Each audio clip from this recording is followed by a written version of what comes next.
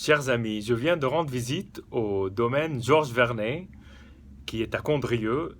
C'est le domaine emblématique de l'appellation Condrieu, tout simplement parce que Georges Vernet, qui est aujourd'hui décédé depuis peu d'ailleurs, avait donné ses lettres de noblesse à l'appellation Condrieu.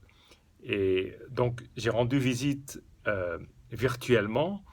J'ai rencontré Christine, sa fille, et Emma, sa petite fille, qui est en passe de reprendre le domaine dans les années qui viennent. Christine est toujours là, très active, mais Emma est déjà très, très, très, très impliquée. Et c'était incroyable d'entendre cette histoire de famille, de Georges à Christine à Emma, cette transmission d'une histoire, d'un patrimoine, d'un héritage qui résume en partie, pas en totalité bien sûr, l'appellation Condrieu, mais quand on sait ce que Condrieu doit à Georges Vernet, en fait j'ai appris plein de choses. D'abord, c'est que Vernet a réhabilité des coteaux qui étaient plutôt exploités pour faire des cerises et des pêches, et alors qu'à l'origine il y avait des vignes, mais qu'elles étaient tellement difficiles et tellement ardues et pentues que personne ne voulait faire croître des vignes et puis faire du vin parce que c'est tellement ardu et c'est tellement dur. Et en fait, tout le mérite lui revient parce qu'aujourd'hui, si Condrieu est un des blancs les plus appréciés au monde et en plus le Viognier est devenu vraiment un cépage très en pointe, c'est en grande partie grâce à Georges Vernet et c'est réconfortant de voir que la maison continue d'être en de très bonnes mains et d'ailleurs est en train de connaître sa transformation en domaine biodynamique, même si déjà il y a des aspects de la biodynamie, en particulier l'observation des phases de la Lune, qui sont déjà en action, mais évidemment ça ne s'arrête pas à ça. Donc il y a tout un traitement au niveau de la vigne qui est en train d'être implanté hectare par hectare, et c'était vraiment prodigieux d'entendre cette histoire-là.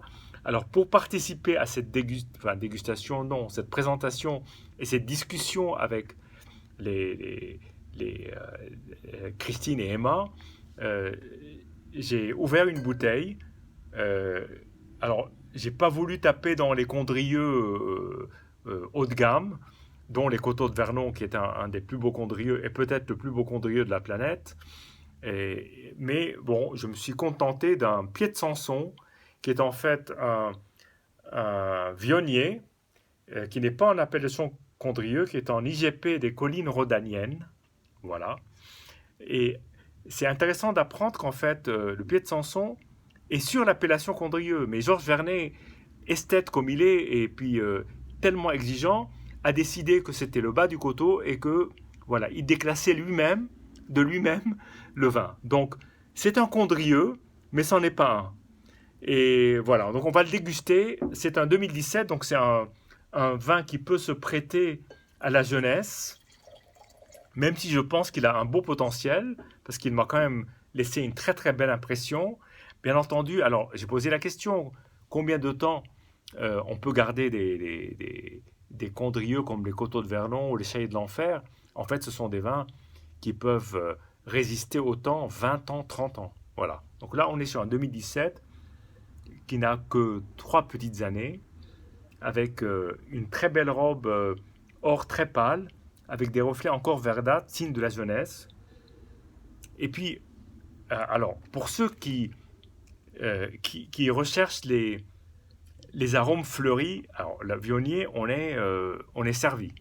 Et ceux qui sont plutôt Sancerre et plutôt Sauvignon blanc, des arômes un peu plus de fruits secs et puis de fruits jaunes, là, c'est pas vraiment le cas. Donc, je connais pas mal de gens autour de moi qui adorent le Sauvignon et qui n'aiment pas le Viognier. Alors moi, je fais partie de ceux qui aiment les deux. Voilà. Je ne suis pas exclusif, je suis même très éclectique. Et je trouve que ce parfum floral qui est extrêmement développé est absolument ravissant.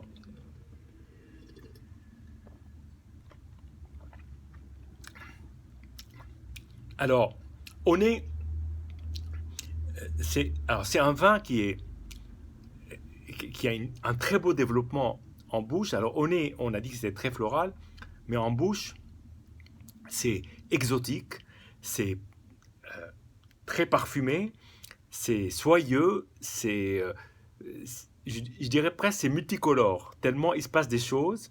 C'est un vin blanc sec, mais voluptueux et raffiné, élégant.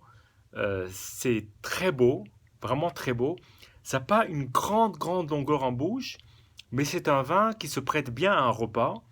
Et pourquoi pas sur euh, des noix de Saint-Jacques, du poisson blanc, avec une petite sauce crémeuse, ou alors même un curry, un curry pardon, jaune, c'est-à-dire peu épicé, pas un curry très épicé, mais un curry très finement épicé, ça irait très bien. Voilà, c'est un régal. Je regoute, je persiste et je signe, c'est délicieux. À votre santé et à bientôt.